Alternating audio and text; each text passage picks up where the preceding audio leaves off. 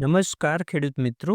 ખેડૂત પાઠશાળામાંથી હું જિગ્નેશ અડિયા તમારું હાર્દિક સ્વાગત કરું છું. ખેડૂત મિત્રો, આજે આપણે માહિતી લેવાના છીએ ઉનાળુ મગ વિશે કે ઉનાળુ મગનું વાવેતર આપણે ક્યારે કરવું જોઈએ જેથી આપણને ઉત્પાદન ખૂબ સારું મળે અને એના માટે આપણે કઈ જાતની પસંદગી કરવી, કયા ખાતરો નાખવા, બીજ માવજત શેનાથી આપવી, વાવેતર અંતર અને પિયત કેટલા આપવા જોઈએ અને મગમાં જે ઘણા બધા રોગ જીવાતના પ્રશ્નો જોવા મળતા હોય છે તો એનું નિયંત્રણ આપણે કઈ રીતના કરી શકીએ એના વિશેની સંપૂર્ણ માહિતી આપણે આ વિડીયોમાં લેવાના છીએ. તો આપણી સાથે છેલ્લે સુધી જોડાઈ રહેજો અને જો ચેનલ પર નવા હોય તો આપણી ચેનલને સબસ્ક્રાઈબ પણ કરી દેજો. ખેડૂત મિત્રો, સૌથી પહેલાં વાત કરીએ તો મગ એક અગત્યનો કઠોળ પાક છે. જો એમાં આપણે સારી માવજત કરવામાં આવે તો આપણને ઉત્પાદન અને નફો ખૂબ સારો મળે છે.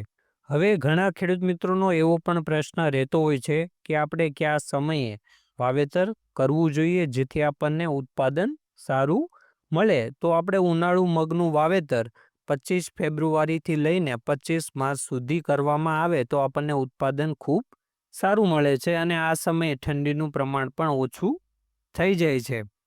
હવે ખેડૂત મિત્રો, વાત કરીએ કે આપણે મગનું વાવેતર કરીએ ત્યારે આપણે વાવેતર અંતર કેટલું રાખવું જોઈએ અને સારા ઉગાવવા માટે આપણે બીજનો દર કેટલો રાખવો જોઈએ. તો આપણે વાવેતર અંતરની વાત કરીએ તો બે હાર વચ્ચેનું અંતર 30થી 45 સેન્ટીમીટરનું રાખવું જોઈએ અને બે છોડ વચ્ચેનું અંતર 10થી 15 સેન્ટીમીટરનું રાખવું જોઈએ. અને જો આમાં ઉગ્યા પછી આપણે વધતું ઘટતું હોય તો એ પ્રમાણે ખાલા પૂરવા અને પારવણી કરવી જોઈએ. હવે ખેડૂત મિત્રો, બીજના દરની વાત કરીએ તો આપણે એકર દીઠ એટલે કે 2.5 વીઘાથી 8થી 10 કિલો બીજનો દર રાખવો જોઈએ. હવે ખેડૂત મિત્રો, આપણે બીજ માવજત અથવા કયા દવાથી આપણે મગમાં પટ મારવો જોઈએ જેથી આપણને આગળ જે ફૂગજન્ય રોગ જોવા મળે છે તો એનાથી આપણે બચી શકીએ. તો એમાં આપણે પહેલી દવા છે 22 એટલે કે કાર્બેન્ડાઝિમ 50%. એનો તમે 2 થી 3 ગ્રામ પ્રતિ કિલો બીજ મુજબ બીજ માવજત આપી શકો છો અથવા બીજનો પટ આપી શકો છો. અને બીજું છે ઇન્ડોફિલ કંપનીનું સ્પ્રિન્ટ કે જેમાં છે મેન્કોજેબ 50% અને કાર્બેન્ડાઝિમ 25%. એનો પણ તમે 3 ગ્રામ પ્રતિ કિલો બીજ મુજબ બીજ માવજત કરી શકો છો. અથવા આપણે સારા ઉગાવવા માટે રાઇઝોબિયમ કલ્ચરનો 200થી 250 ગ્રામ પ્રતિ 8થી 10 કિલો બીજ મુજબ આપણે એનો પણ પટ આપી શકીએ છીએ. આના કારણે આપણે જે મગનો ઉગાવો છે એ ખૂબ સારો જોવા મળે છે.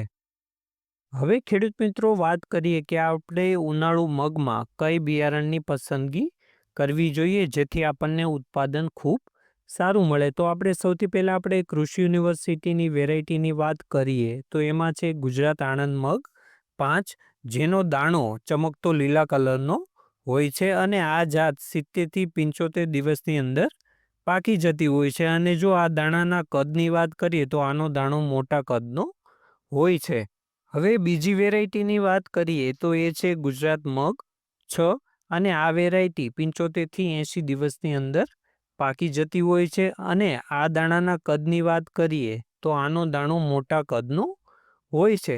હવે ત્રીજી વેરાયટીની વાત કરીએ તો એ છે ગુજરાત આણંદ મગ 8, જેનો દાણો ચમકતો લીલા કલરનો અને આ જાત 65થી 75 દિવસની અંદર પાકી જતી હોય છે. અને દાણાના કદની વાત કરીએ તો આનો દાણો મધ્યમ કદનો હોય છે અને આ જાતમાં પ્રોટીનનું પ્રમાણ વધારે જોવા મળે છે. અને આ ત્રણેય જાત જે છે ગુજરાત આણંદ મગ 5, ગુજરાત મગ 6 અને ગુજરાત આણંદ મગ 8 એ ત્રણેય પંચરંગિયા રોગ સામે રોગ પ્રતિકારક શક્તિ ધરાવે છે. અને જે 8 નંબરની વેરાયટી છે એ પંચરંગિયાની સાથે સાથે ભૂકી છારા સામે પણ રોગ પ્રતિકારક શક્તિ ધરાવે છે. અને આપણે બીજી પ્રાઇવેટ કંપનીના બિયારણની વાત કરીએ તો એમાં તમે અક્ષય કંપનીનું વૈભવ છે, શક્તિવર્ધકનું વિરાટ ગોલ્ડ છે, બોમ્બે સુપરનું વૈભવ છે અને મંગલમ કંપનીનું વૈશાખી છે. આમાંથી તમે કોઈ પણ જાતની પસંદગી કરી શકો છો જેથી તમને ઉત્પાદન ખૂબ સારું મળે. હવે ખેડૂત મિત્રો, આપણે વાત કરીએ કે ઉનાળુ મગમાં આપણે પાયામાં કયા કયા ખાતરો આપવા જોઈએ. તો આપણે વીઘા દીઠ 6 થી 8 kilo urea, 35 kilo single super phosphate, 5 kilo potash અને 3 થી 4 કિલો સલ્ફર આપવું જોઈએ, જેથી આપણને ઉત્પાદન સારું મળે. હવે ખેડૂત મિત્રો, સલ્ફર આપવાથી આપણે દાણાની ગુણવત્તામાં ખૂબ સુધારો થાય છે અને દાણો જે હોય છે એ સારી ક્વોલિટીનો નીકળે છે. ખેડૂત મિત્રો, હવે પિયતની વાત કરીએ તો ઉનાળુ મગમાં યુનિવર્સિટીની ભલામણ મુજબ 8 થી 10 દિવસના અંતરે પિયત આપવું જોઈએ. એમાં પણ જે ખાસ કટોકટીની અવસ્થા હોય કે જ્યારે ફૂટ અવસ્થા હોય, ફૂલ અને દાણા ભરાવાની અવસ્થા હોય, ત્યારે આપણે ખાસ કરીને પિયત આપવું જોઈએ.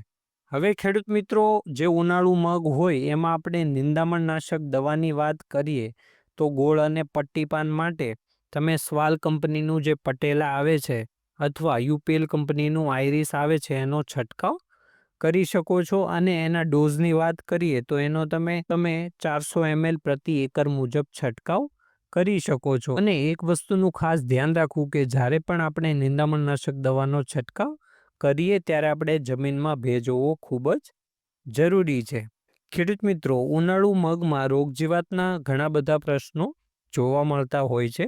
તો એમાં આપણે જીવાતની વાત કરીએ તો મગમાં ચૂસ્યા પ્રકારની જીવાતમાં મોલોમછી, તડતડિયા, સફેદ માખી અને થ્રિપ્સના પ્રશ્ન જોવા મળતા હોય છે. અને જ્યારે શીંગો બેસે ત્યારે આપણે લીલી ઈયળ છે, કાતરા છે અને થડમાખીનો પ્રશ્ન વધારે જોવા મળતો હોય છે. અને રોગની વાત કરીએ તો આમાં પંચરંગીઓ છે, સુકારો, પાનના ટપકા જેવા રોગ જોવા મળતા હોય છે. તો ખેડૂત મિત્રો, આ રોગ જીવાતના પ્રશ્નોનું નિરાકરણ કઈ રીતના કરવું જોઈએ અને એના નિયંત્રણ માટે આપણે કઈ દવાનો છંટકાવ કરવો જોઈએ, એની સંપૂર્ણ માહિતી આપણે આગળ એક વિડીયો બનાવીને લઈશું. તો આપણી ચેનલને સબસ્ક્રાઈબ કરી દેજો, જેથી આપણને આગળની માહિતી મળતી રહે. ધન્યવાદ ખેડૂત મિત્રો. આવા જ ખેતી અને રોગ જીવાતના પ્રશ્નો તમે અમને કોમેન્ટમાં જણાવી શકો છો.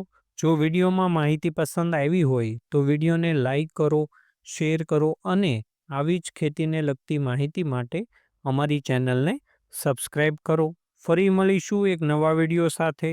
જય જવાન, જય કિસાન.